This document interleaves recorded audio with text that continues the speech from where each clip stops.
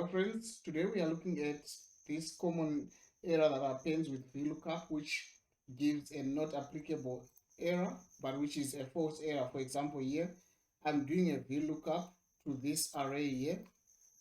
If I VLOOKUP this 30, I can't find it here, but in actual fact it is here.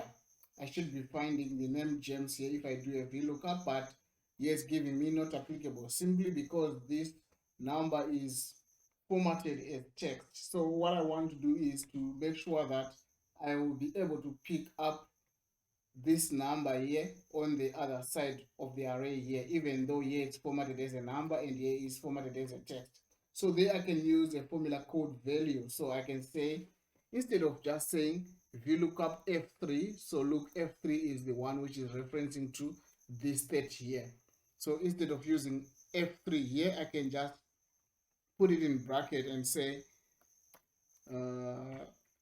value and put my F3 in bracket. So which means I'm converting whatever the value of F3 to a value, or in other words to a number.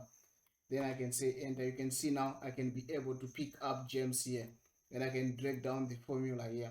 So you can see Jen, I can pick her up, but 31 in actual fact it is not here, so I shouldn't be able to pick it up anyway, so it gives me not applicable. So sometimes you have a not applicable error and you think that the data is not there, but if you go and manually search it, you find it there. So that could be the problem. So just make sure that you don't have this problem in your worksheet before you conclude that all the not applicables mean that the data is not there. I hope you have enjoyed this video. If you have enjoyed this video, please don't forget to hit the like button and also hit the subscribe button so that you can be notified when I upload new videos. Thank you. Bye-bye.